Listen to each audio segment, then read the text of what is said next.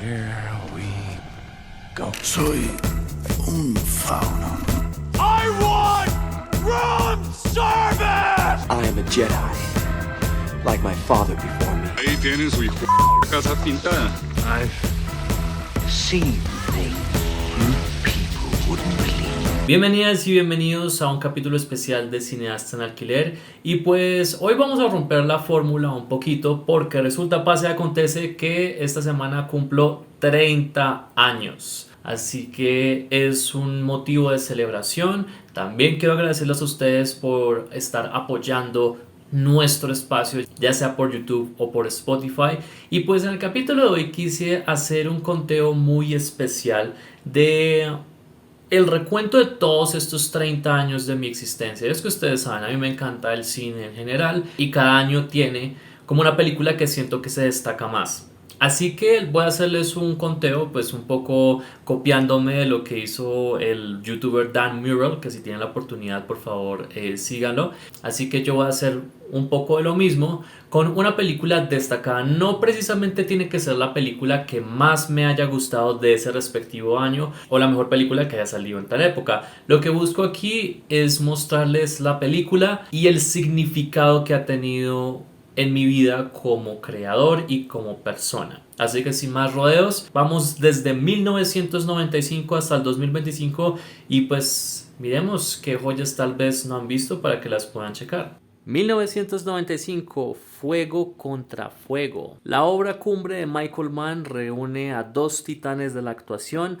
Al Pacino y Robert De Niro. Esta película de 3 horas de duración nos muestra un increíble juego del gato y el ratón entre un detective y un ladrón profesional cuyos modos de ver la vida no son tan distintos como parece. No solo De Niro y Pacino brillan en esta increíble película, también tenemos grandes talentos como Val Kilmer, Tom Sizemore, Ted Levine, Wes Studi, entre muchos otros más. Así que esta es una cinta que ha influenciado y sigue influenciando a muchas películas de crimen, incluyendo una que van a ver más adelante en esta lista. Tan solo por esa épica secuencia de tiroteo de más de 10 minutos en mitad de la cinta es una experiencia que vale totalmente la pena. Y si no has visto Heat o Fuego contra Fuego, ¿qué estás esperando? Estás perdiendo una obra maestra. 1996, Misión Imposible. En este 2025 tuvimos la octava y probablemente última entrega de Tom Cruise como el agente Ethan Hunt. Pero hace casi 30 años esta franquicia cinematográfica nació derivada de la exitosa serie de televisión de los años 60. Aquí no solamente tendríamos un refrito de la serie de televisión, sino una resignificación de lo que sería la franquicia de Misión Imposible, donde las películas alcanzarían una mayor relevancia en la cultura popular que la misma serie de antaño. En este caso, Brian De Palma brilla en lo que sería su último blockbuster antes de entrar a una etapa oscura y bastante decepcionante de su carrera. Esta cinta tal vez tiene un guión bastante desorganizado y unas actuaciones muy inconsistentes, pero no hay que negar que el estilo de thriller de De Palma está en su pico máximo de calidad. Las secuencias de acción son estupendas. Ese sentido de thriller psicológico que empapa esta primera entrega sencillamente es maravilloso. Y pues esa secuencia icónica de la infiltración a Langley para robar la lista ya se cementa como una de las escenas más tensionantes de los 90 y un ícono en sí. Además que esta fue la franquicia que comenzaría a cementar a Tom Cruise como una de las grandes estrellas de acción y tal vez una de las últimas grandes estrellas de cine. 1997, El Quinto Elemento. Esta en su época fue la producción francesa más cara de la historia. ¿Recuerdan cuando Luc Besson hacía buenas películas? Pues esto fue parte de esa gran gama de producciones que el director francés nos entregaría y este es un proyecto que se siente que es pasión al 100%.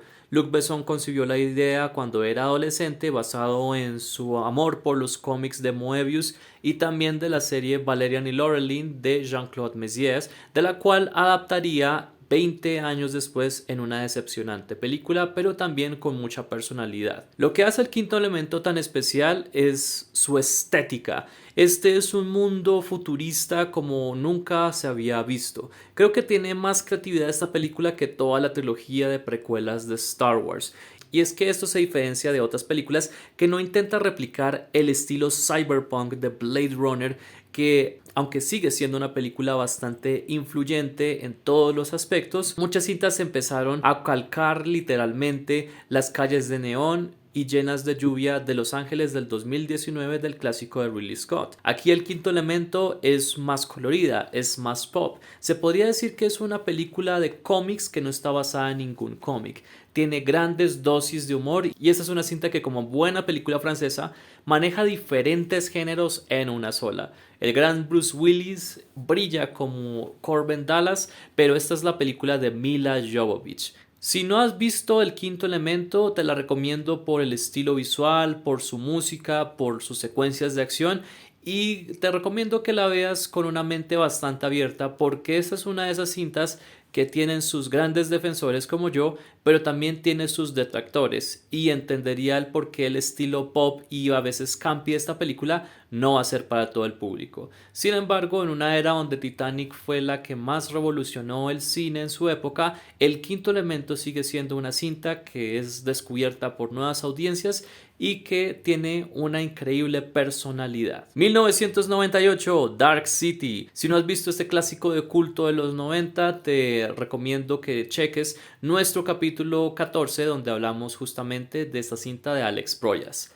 Después del éxito que tuvo con El Cuervo, Alex Proyas nos dio básicamente su película más autoral. Y lo que nos da Dark City no solo es un festín de increíbles efectos visuales mezclados con la estética diesel punk y de film noir con un toque de terror y expresionismo alemán, sino también nos da una película sobre el significado de ser humano.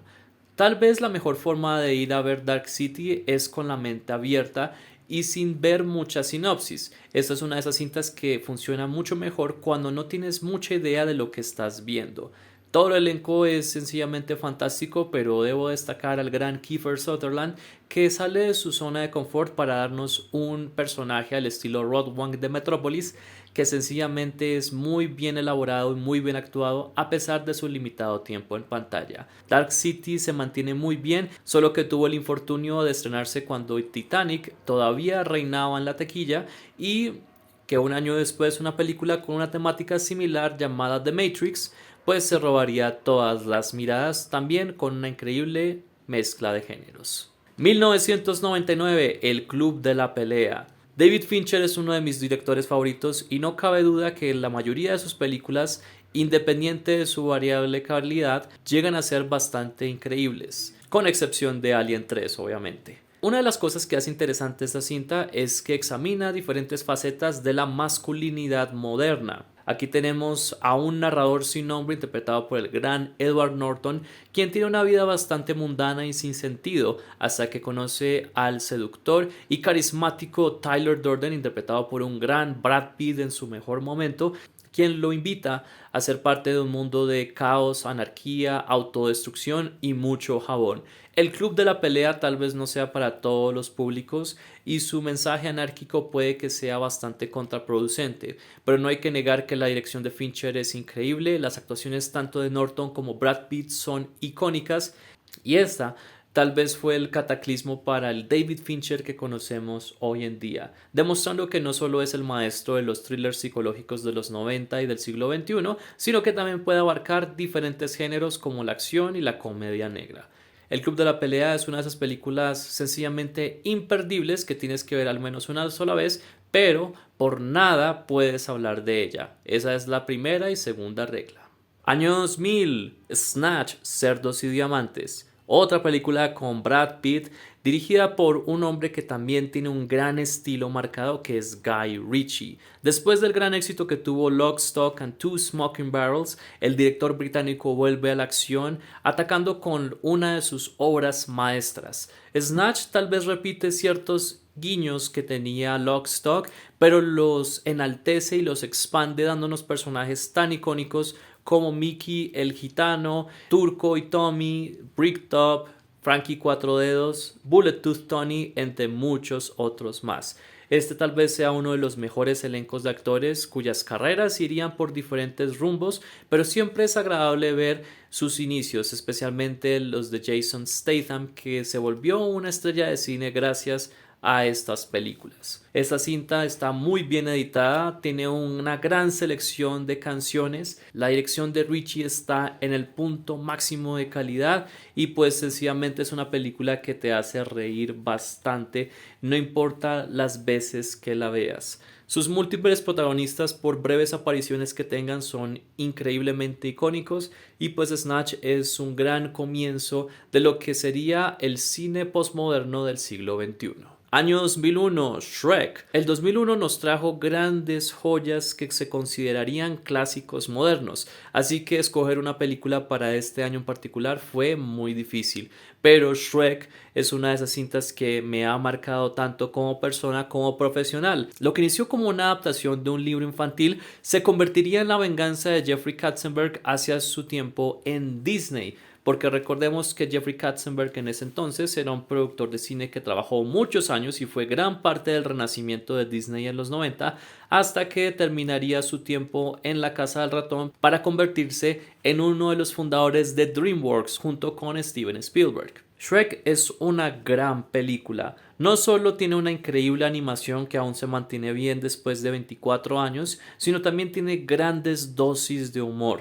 Además del humor, también tiene personajes sencillamente bien desarrollados y entrañables y también usa de manera efectiva los clichés de los cuentos de hadas para básicamente contarnos una historia muy hermosa sobre la aceptación independiente del color de piel o independiente de la raza que tú seas. Shrek es una cinta que tiene muchas capas detrás de todas esas cebollas. Aún en el día de hoy, tanto esta como su segunda parte son películas que podemos citar en todo momento, gracias también al gran trabajo de los dobladores en el español latino, Alfonso Obregón y Eugenio Derbez, que hizo al personaje de Burro su personaje.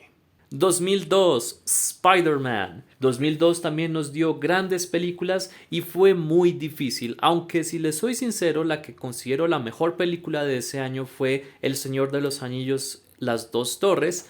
Spider-Man tiene un puesto muy especial porque fue la primera película que vi en los cines. Ya era fan del personaje gracias a los cómics y la serie animada y ver esta película en la acción real fue increíble.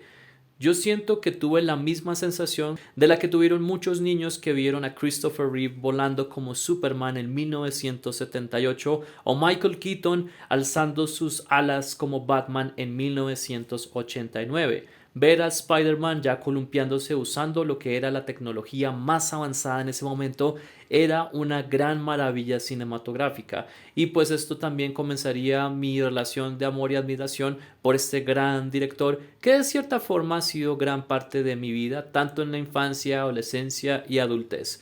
Spider-Man tal vez no sea la mejor de la saga, esa creo que sería Spider-Man 2 o más adelante las películas de Spider-Verse, pero es un gran inicio, una estupenda historia de origen con un Tobey Maguire que se roba el show y también un Willem Dafoe que se cementa como uno de los grandes villanos en la historia del cine de superhéroes. Esta película tiene grandes escenas de acción, una muy buena música de Danny Elfman, una gran cinematografía de Don Burgess y también uno de los besos más icónicos del cine.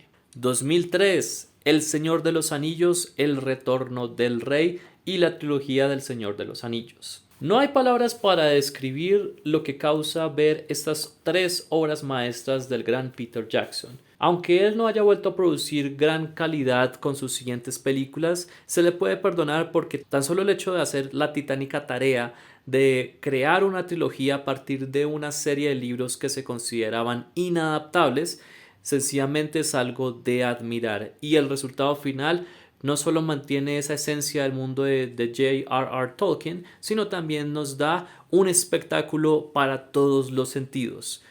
El Retorno del Rey es sencillamente una obra maestra que cierra efectivamente la trilogía de una manera satisfactoria. Todos los personajes tienen un arco argumental que se desarrolla desde la Comunidad del Anillo y que se cierra magistralmente con el Retorno del Rey. aún no ha llegado una saga de fantasía o una franquicia que realmente supere esta calidad de películas. Ni siquiera el intento que hizo Peter Jackson con El Hobbit podrá superar lo que logró con El Señor de los Anillos a principios de los 2000. Tanto la versión de cines como la versión extendida son joyas que no te puedes perder. No son solo películas para entretener, sino que son experiencias increíbles que siguen siendo memorables y que siguen atrayendo aún a las audiencias más jóvenes. No importa cuántas películas o cuántas series se puedan sacar de esta franquicia, la magia que generó El Señor de los Anillos fue algo que cementó el boom de la fantasía en los 2000 y que se quedará para siempre en la historia del cine. 2004, Guardianes de la Noche. Y si les digo que después de que cayera la Unión Soviética no hubo una película blockbuster en Rusia, sino hasta 2004 con Guardianes de la Noche, esta fue la cinta que en su momento desbancó a Spider-Man 2 y al Retorno del Rey como la película más taquillera en la historia del cine ruso. Y es que esta cinta aprovecharía el boom que nos dio Matrix con las chaquetas largas y las gafas oscuras de noche para darnos una adaptación de la saga de libros de Sergei Lukianenko que sería más que todo estilo y no tanto sustancia.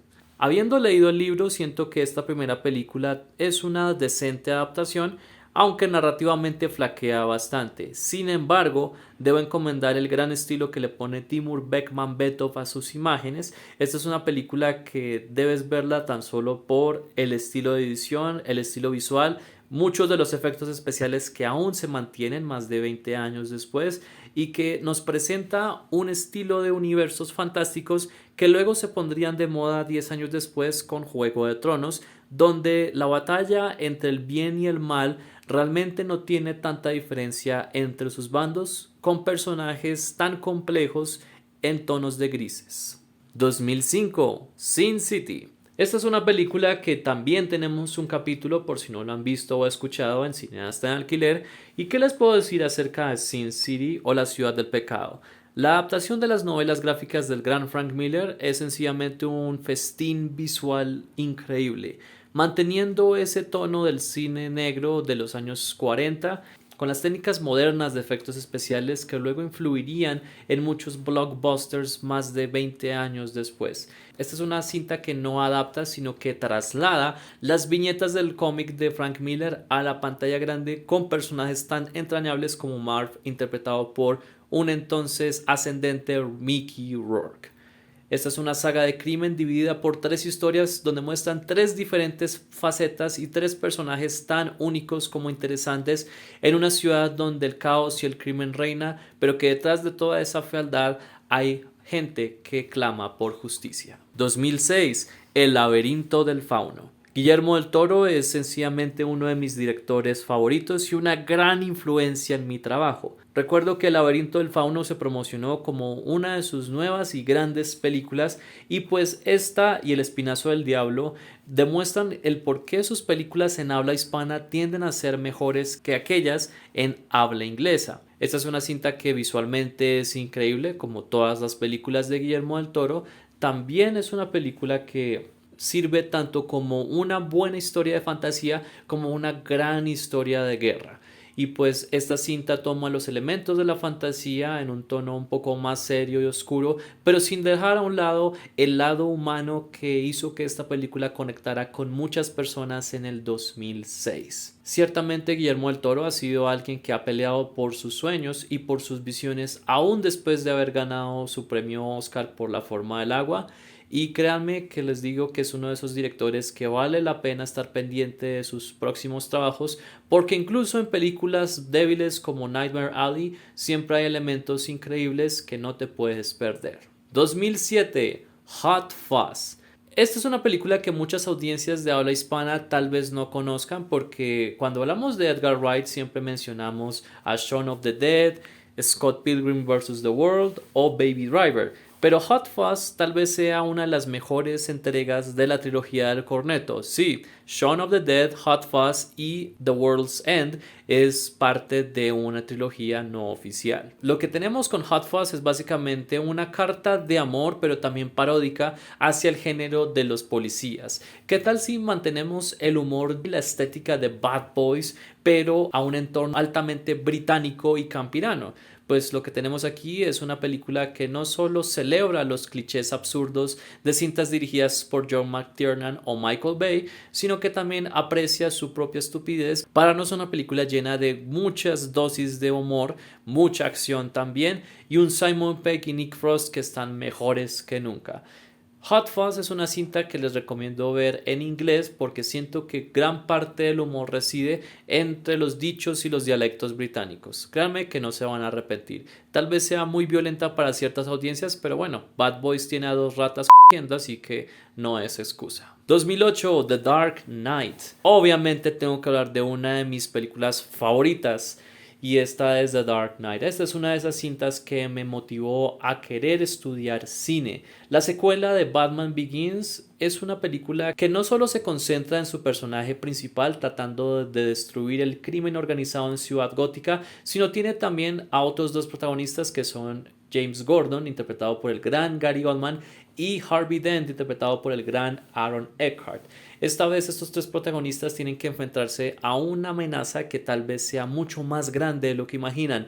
El Joker, encarnado por el ya fallecido Heath Ledger, que como bien sabemos no pudo ver su trabajo final o disfrutar de ese tan merecidísimo Oscar por mejor actor de reparto, ya que murió prematuramente a la edad de 28 años.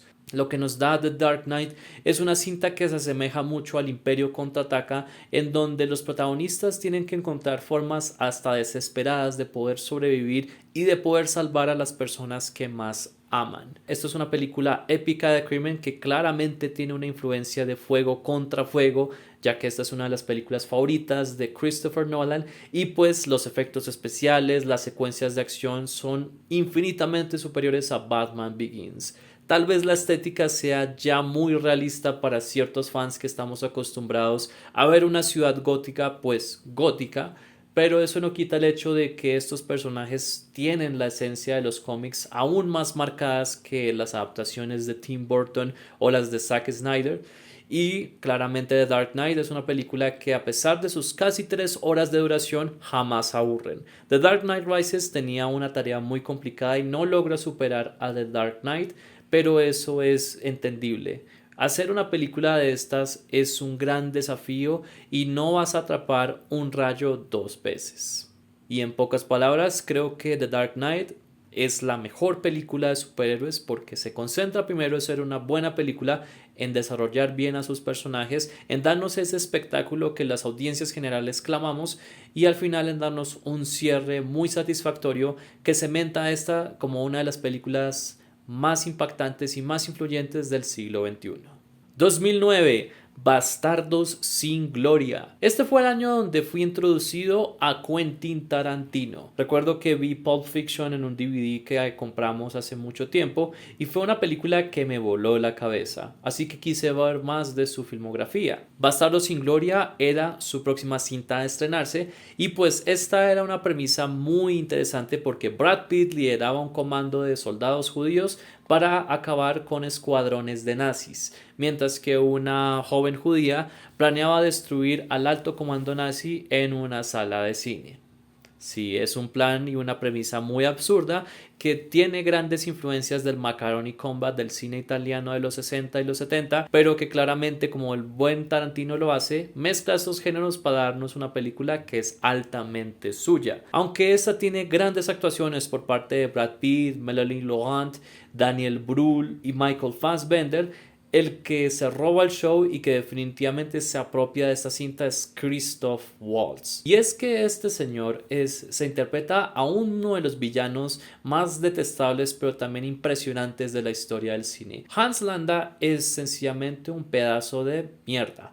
Es un hombre calculador, frío, carismático, tenebroso y bastante divertido que está siempre 2 pasos más adelante que sus enemigos y eso lo hace un villano bastante impredecible. merecidísimo ese premio Oscar. También hay que comentar esa secuencia tensionante de 20 minutos dentro del bar La Nadine, donde Michael Fassbender y August Diehl se comen el escenario con sus increíbles actuaciones y la gran dirección de Tarantino. Si no han visto esta película, no les voy a hacer spoilers del final, pero sencillamente tienen que verla. 2010, Scott Pilgrim contra el mundo, Scott Pilgrim vs. The World. Vuelve Edgar Wright a este conteo y es que esta tal vez sea otra de las películas más influyentes del comienzo de los 2010. En esta nueva década surgirían grandes películas de culto y curiosamente Scott Pilgrim, a pesar de su estatus como cinta popular entre cinéfilos y algunas audiencias, ni siquiera llegó a los cines colombianos y fue un gran fracaso de taquilla en Estados Unidos. Esta, al igual que Kick-Ass, fueron producciones más que todo independientes que trataron de destacarse ante el inminente crecimiento del cine de superhéroes que en ese año nos daría la decepcionante Iron Man 2. Lo que hace a Scott Pilgrim vs. The World interesante es no solo el increíble estilo que parece salido de los cómics y de los videojuegos, sino también personajes bastante entrañables. Es rico ver a estrellas como Michael Cera, Mary Elizabeth Winstead, Chris Evans, Brie Larson, Anna Kendrick, Kieran Culkin, entre otros, en estas tempranas etapas de sus carreras antes de que muchos de ellos empezaran a volar por la estratosfera tanto en el cine como en la televisión. Esta película mantiene una gran calidad visual y también de combates escénicos y tal vez tiene algunos de los personajes más divertidos de los 2010, aunque siempre he pensado que esta es una de las películas más malentendidas de los últimos años, ya que, seamos honestos, tanto Scott como Ramona no son buenas personas, pero justamente esta es una historia que detrás de todo ese estilo nos muestra un crecimiento y madurez de sus dos protagonistas. 2011, El Páramo. Jaime Osorio Márquez, quien tristemente no está con nosotros, nos dio uno de los mejores thrillers psicológicos y de terror de los últimos años. Recuerdo que cuando El Páramo salió en cines, yo estaba a la expectativa de verla porque era una de esas cintas que realmente no esperabas ver en la cartelera colombiana. La película tuvo un gran recibimiento por parte de críticos y audiencias, y aunque no fue un gran fenómeno que rompiera en las taquillas, simplemente fue una película que también despuntó las carreras de varios de sus responsables, incluyendo a Juan Pablo Barragán y Alejandro Aguilar. Esta es una cinta bastante claustrofóbica, perturbadora. Sencillamente necesitas una ducha de agua caliente después de ver esta cinta porque tiene gran suciedad en su imagen. Y como buena historia de terror colombiana, tenemos este debate sobre si realmente las cosas macabras que ellos sufren durante esta película es realmente sobrenatural o parte de su imaginación. Ese juego entre psicología, mito y estrés postraumático hace que El Páramo sea una de esas experiencias memorables del cine colombiano. Es muy tensionante desde el primer minuto hasta ese gran final donde tiene uno de los mejores jump scares en la historia, y pues esto conllevaría a una corta pero fascinante carrera del director Jaime Osorio Márquez. 2012, Cloud Atlas. Esta es una película que no es de todos los gustos, hay mucha gente que la ama, mucha gente que la odia. 6 historias, 6 personajes diferentes, 6 épocas distintas y un alma compartida. Esto es lo que trató de hacer las hermanas Wachowski con Tom Tykwer al adaptar la otra inadaptable novela de David Mitchell. Esta es una película que tiene un gran nivel de ambición tanto visual como actoral. Esta por muchos años fue una de las cintas independientes más caras en la historia del cine, y aunque no tuvo un gran desempeño en taquilla y pues fue una película que aún hoy en día sigue polarizando a muchas audiencias, Cloud Atlas es una cinta que tiene mucha ambición. Tal vez es como The Fall, pero de los 2010. Y para mí es una de las mejores películas de la dupla de los Wachowski porque siento que es una cinta que habla sobre las almas, sobre cómo una acción en una época puede repercutir en diferentes épocas más, el resignificado del lenguaje y también del amor. Esta es una película que tiene una gran estética en sus diferentes épocas y que realmente se siente como esas películas ambiciosas que solo encuentras una vez en muchos años. 2013, Rush, Pasión y Gloria. Si te gustó Fórmula 1 o Ford vs Ferrari, esta es una cinta que te encantará. Esta crónica de rivalidad entre James Hunt y Niki Lauda, dirigida por un Ron Howard que está en su mejor forma, es una película bastante épica, emocional, cargada de adrenalina y de un Chris Hemsworth y un Daniel Brühl que realmente se meten en sus papeles y son sencillamente increíbles. No entiendo por qué la academia no nominó a Daniel Brühl en su papel de Niki Lauda, ya que él no imita o interpreta a este personaje, sino que se convierte en el icónico campeón del mundo de la Fórmula 1. Hans Zimmer también nos da un increíble y exhilarante soundtrack que acompaña a estas tensionantes y emocionantes escenas de carreras. Esta película no me cansaré de repetirla y de recomendarla, no solo para aquellos fans de la Fórmula 1, sino para los fans del cine en general. La película para mí más destacable del 2013. 2014, Whiplash. Damien Chazelle nos entrega su primera y tal vez su mejor película hasta la fecha. Whiplash es una película que simplemente nos muestra la ambición de un joven que quiere triunfar en la música jazz. Y esta es una crónica llena de obsesión, llena de muchos tropiezos y también de uno de los mentores más temibles en la historia del cine, encarnado por el siempre genial J.K. Simmons. También merecidísimo ese Oscar. Whiplash es una cinta altamente tensionante, creo que me generó más tensión que muchos thrillers psicológicos. Y es que tanto Miles Teller como J.K. Simmons son una dupla que simplemente quieres amar u odiar al mismo tiempo.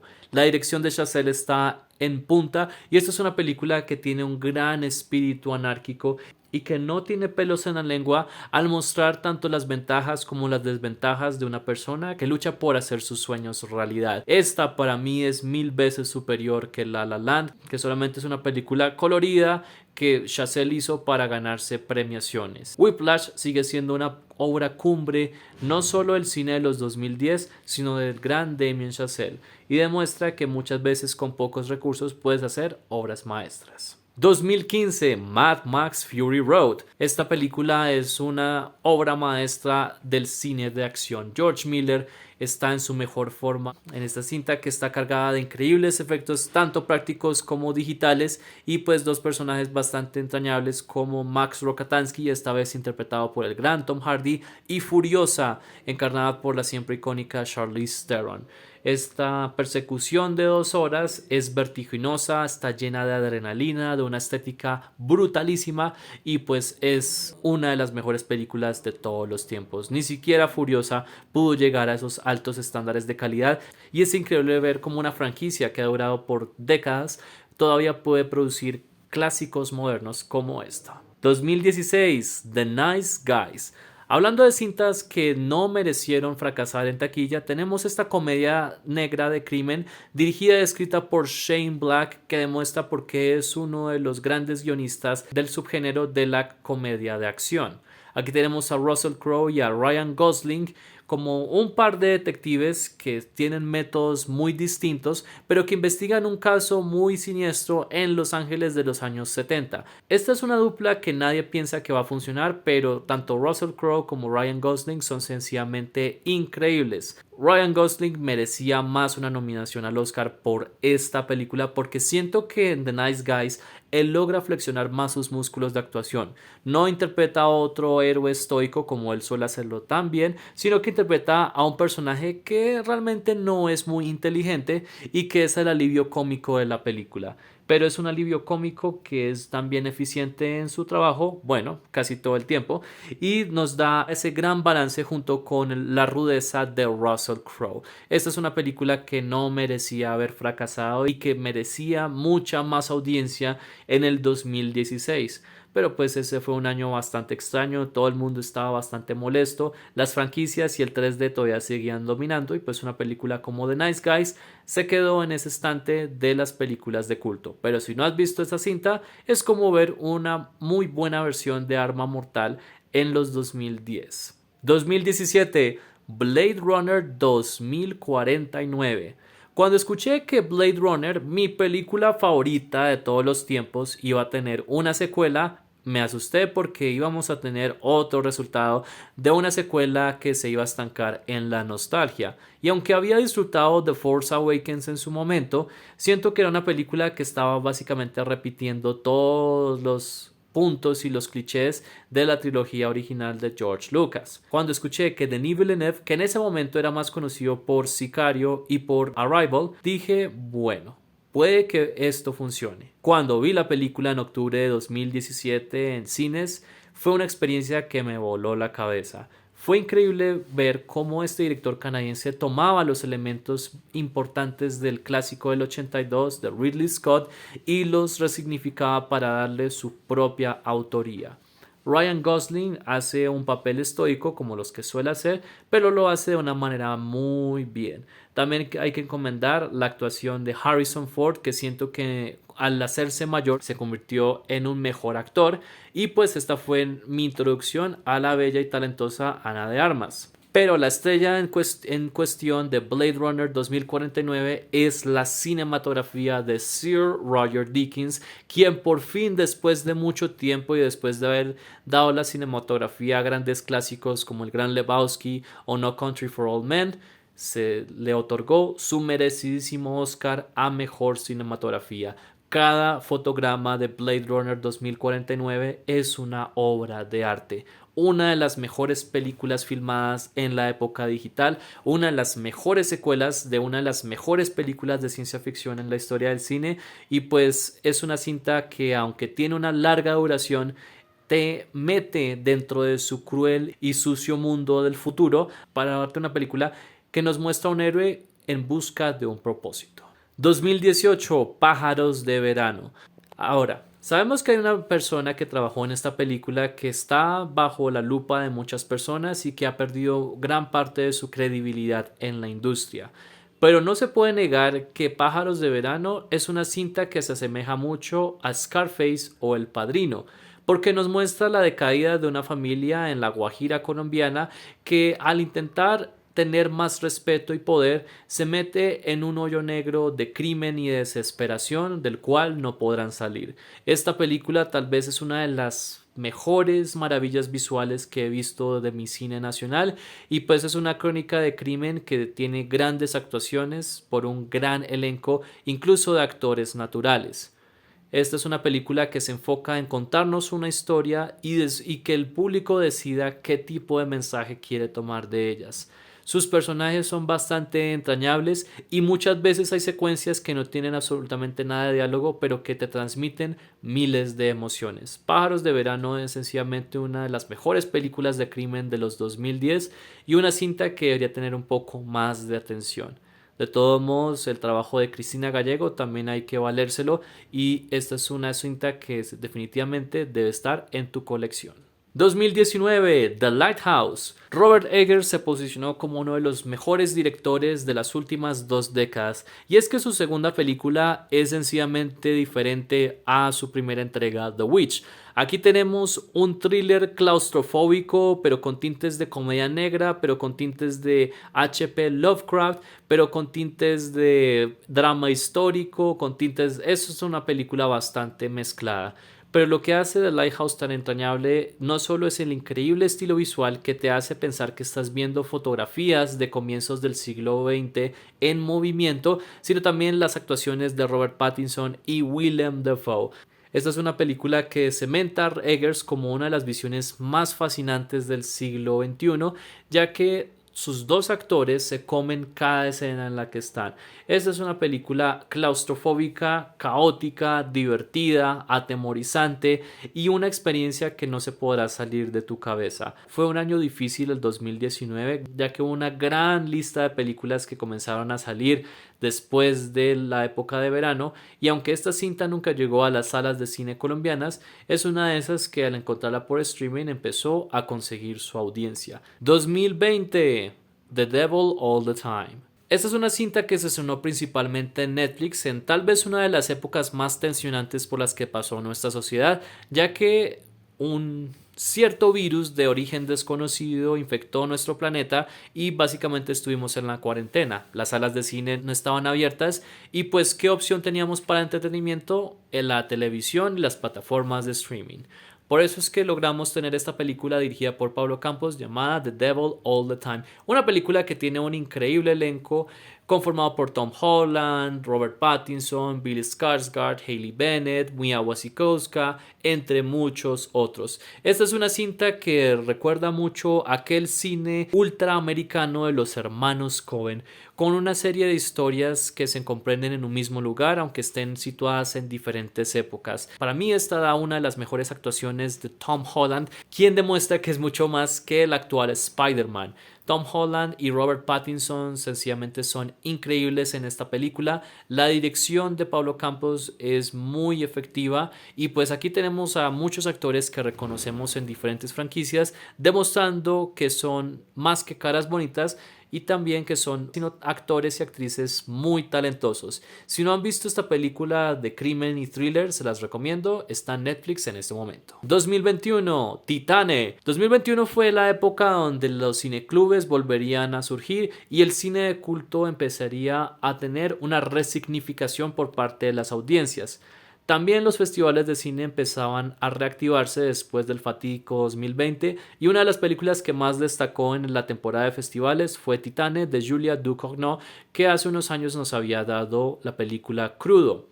Ella, una de las reinas del body horror moderno y una de las herederas del estilo que marcaría David Cronenberg desde los 80, nos da una película con una premisa bastante bizarra y fuerte que entendería el por qué muchas audiencias no les caería para nada bien. Esta es una película que recomiendo ver con el estómago fuerte porque ciertamente hay unas escenas muy fuertes.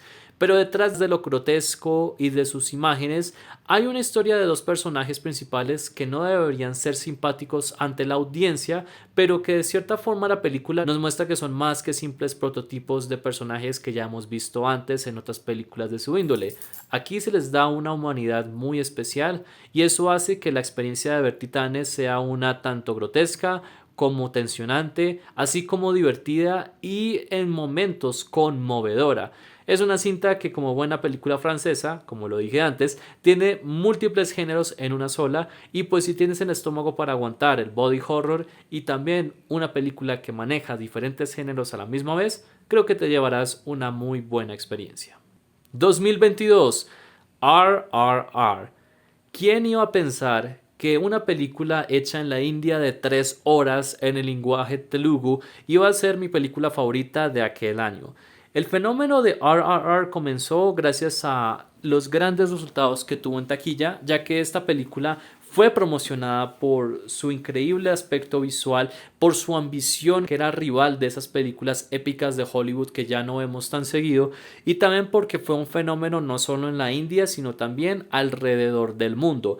Tristemente en Colombia fue en la plataforma de Netflix y ni siquiera llegó en su idioma original sino doblada al hindi. Recordemos que en la India hay 7000 dialectos diferentes, no 7000 exactos pero es un aproximado, y hay más de 8 industrias cinematográficas en un solo país, así que imagínense lo que tienen que hacer para doblar cada una de estas películas en sus diferentes dialectos. Pero lo que hace a esta película una joya es primero, sus dos personajes, dos héroes basados en personajes reales de la Revolución India contra los británicos, que son altamente carismáticos, muy atractivos, tienen gran presencia física en pantalla y pues desde el primer momento en que se convierten amigos hasta el momento donde se revela quiénes son realmente, sigues un viaje muy especial con ellos que te hace encariñarte con estos personajes.